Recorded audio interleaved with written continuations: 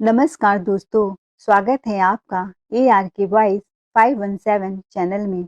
आज की कहानी है पवित्र बंधन। तलाक होने के 4 साल बाद जब दुल्हन पहुंची अपने घर, तो वहां का नजारा देख बिलख-बिलख कर रोने लगी।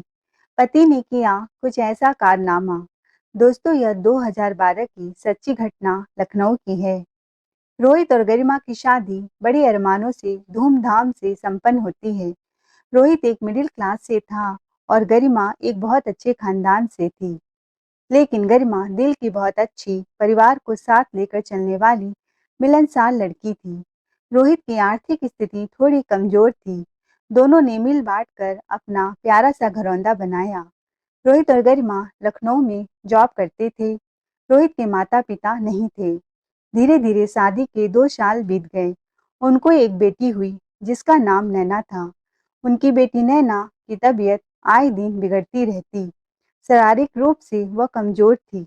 रोहित की आर्थिक स्थिति ठीक ठाक थी, जिससे केवल उनका गुजर बसर हो पाता था। एक दिन नैना की तबीयत ज्यादा खराब हो गई। गरिमा को लगा हमारी पूरी सैलरी, घर का राशन, इलेक्ट्रिक बिल में सब खत्म हो गए। क्यों न मैं अपने माँ से थोड़े पैसे की मदद ले लूं। रोहित को यह बात थोड़ा चुभा। उसके शान के खिलाफ था, लेकिन परिस्थितियां ऐसी बन गई थी कि वह मजबूर हो गया था और गरिमा से कहा कुछ पैसे अपने माँ से मांग लो। जब गरिमा अपने माँ के घर पहुंची तो उल्टा माँ ने उसके कान भरने शुरू कर दिए। माँ इतना भड़का देती है अपनी बेटी को कि तलाक लेने की नौबत आ जाती है। वह कहती है जब एक बेटी को नहीं पाल पा रहा है तो आगे उसके और तेरे क्या शौक पूरा करेगा। वह तो साधारण चप्पल पहनने वाला इंसान तेरी जिंदगी क्या संभालेगा। शांति देवी रोहित का असली औकात दिखाना शुरू कर देती हैं। मैं इन भिखारियों को अच्छी तरह से जानती हूँ। एक बार बीमारी का बहाना बनाकर पैसा मांगने के लिए भेजा है, दोबारा न जाने क्या क्या बहाना बनाएगा। विवाद पर विवाद बढ़ता गया। इन सड़क छाप को मैं अच्छे से जानती हूँ। गरिमा थी बहुत भोली। उसको भी एहसास हुआ कि रोहित के साथ रोज एक एक चीज के लिए तरसना पड़ता है।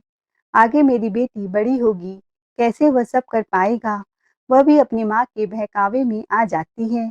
उसकी माँ शांति देवी कहती है मैं तो पहले से ही उस भिखारी के साथ तेरी शादी के खिलाफ थी, पर तेरे पापा कृष्णकांत जी को बहुत शरीफ लगा। अरे बिटिया, जिंदगी प्यार से नहीं पैसों से चलती है। तेरी बेटी का इलाज अच्छे से अच्छे डॉक्टर से मैं करवाऊंगी। तू मेरी बात मान, उसे छोड़।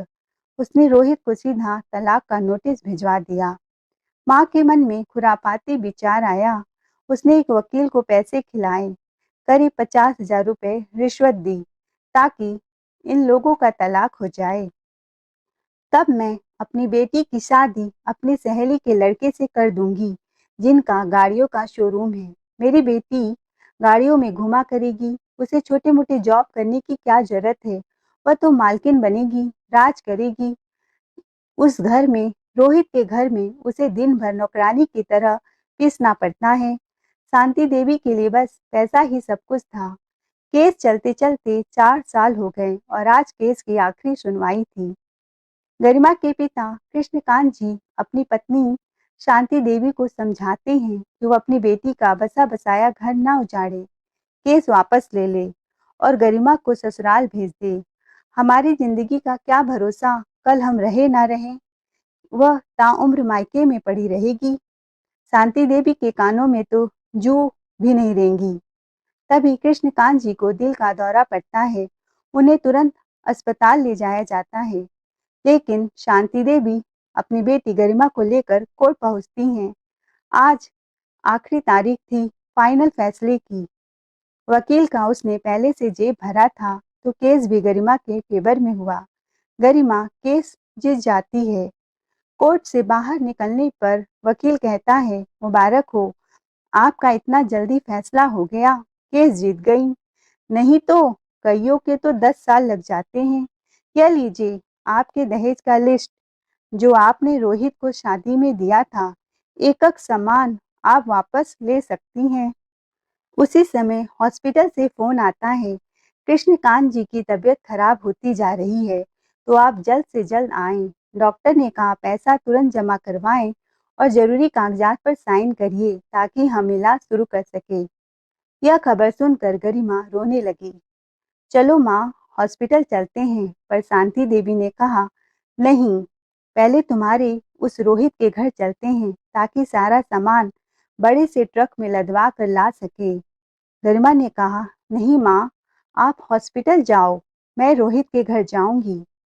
शाम को 6 बजे बड़े से ट्रक और 2 आदमियों के साथ वह रोहित के घर पहुंची ताकि अपना सामान उठा कर ले जा सके। रोहित घर में ही उदास बैठा अपने शादी का फोटो देख आंसू बहा रहा था। गरिमा को देखते ही रोहित चाय बनाने किचन में चला गया, वही अदरक वाला स्पेशल चाय। गरिमा को चाय पीते ही कुछ याद आता है कि कैसे तलाक से पहले रोज सुबह ऑफिस जाने से पहले रोहित हमेशा मेरे लिए बेड टी अपने हाथों से बनाकर पिलाता था। कितना खुश रखता था मुझे, मेरे कामों में हर समय मदद करता था, मेरे आगे पीछे घुमा करता था। आज सब पुरानी बातें याद करके उसके मन को बहुत सुकून मिल रहा था। रोहित ने कहा, तुम्हारी ज्वेलरी, डाइनिंग टेबल, टीवी और न जाने क्या क्या सब चीजें सही सलामत है, तुम ले जा सकती हो। कहते कहते उसकी पलकें गीली हो गई। गरिमा के भी आंखों में आंसू बहने लगे। गरिमा बोली, रोहित, तुमने घर का क्या हाल बनाकर रखा है, सब बिखरा हुआ, उजड़ा उजड़ा लग रहा है। रोहित ने कहा, जिस घर की मालकिन न हो तो वह घर वीरान हो जाता है। गरिमा की नजरें जब डाइनिंग टेबल में पड़ी तो वहां पर शराब की बोतल रखी हुई थी। उसे देख गरिमा कहती है, तुमने शराब कब से पीना शुरू कर दिया? रोहित ने कहा, तुम्हें भुलाने के लिए किसी चीज का तो सहारा लेना था। घर में तो अकेला रहता हूँ, घुट घुट कर जीता हूँ। जब मेरी जीवन साथी छोड़कर चली गई तो मैंने शराब को ही अपना जीवन साथी बना लिया। कहते हुए रोते रोते उसने गरिमा को अपने सीने से चिपका लिया। मुझे छोड़कर मत जा गरिमा। गरिमा, मैं आज भी तुझे बहुत प्यार करता हूँ। गरिमा भी आज उसकी बाहों में समाने से अपने आप को रोक नहीं पाई। सीने की धड़कनें तेज तेज से धड़कने लगी।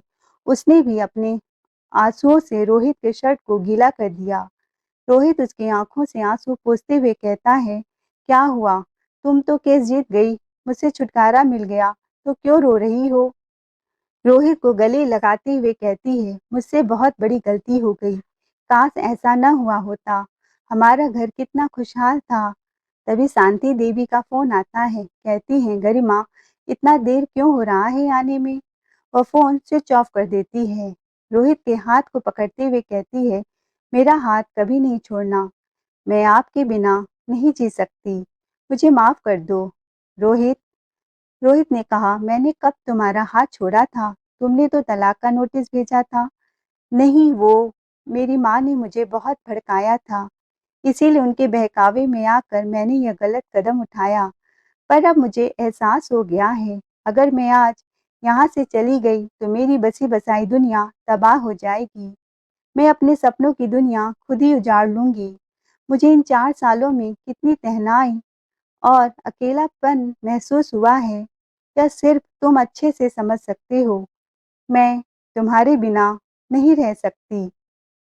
शांति देवी कहाँ हार मानने वाली थी, वह तो दौलत की भूखी थी। वह गरिमा को फोन करती हैं और गरिमा कहती है, माँ, गुड बाय, दोबारा आप फोन मत करना। आपका नाम शांति है, लेकिन जिस घर में आपके पैर पड़ेंगे वहाँ अशांति हो जाती है। आप तो पापा की भी नहीं हुई। रिश्ता आपके लिए कोई मायने नहीं रखता, सिर्फ पैसों की ही भूखी हो। हाँ माँ, कल पापा मेरे कमरे में आए थे और उन्होंने मुझे तलाक लेने से मना किया था। बोले, रोहित से ज्यादा प्यार करने वाला सच्चा इंसान तुझे नहीं मिलेगा।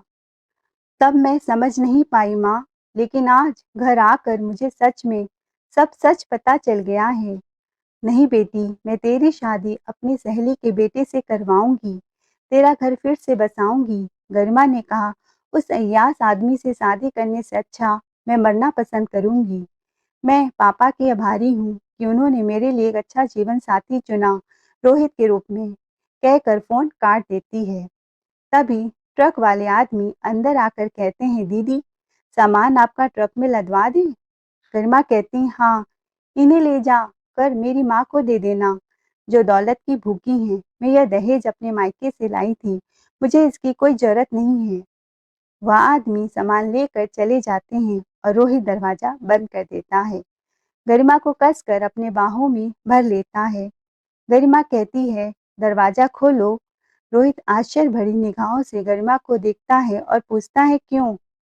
वह कहती है, अभी एक सामान लाना बाकी है मायके से, हमारी बेटी नैना। रोहित हंस के उसके माथे को चूम लेता है। दोस्तों, एक बात कहना चाहती हूँ, अगर शादी जैसे पवित्र बंधन आप बचा सकते हैं तो जरूर बचाएं। यह वह रिश्ता नहीं जो बस साइन किया और मौन कागज पर तोड़ दिया। दिल के रिश्ते हैं, इन्हें मरते दम तक जरूर निभाएं। अगर ये आपको कहानी पसंद आई हो, हमारा हौसला बढ़ाने के लिए चैनल को लाइक शेयर सब्सक्राइब जरूर करें। Thanks for watching.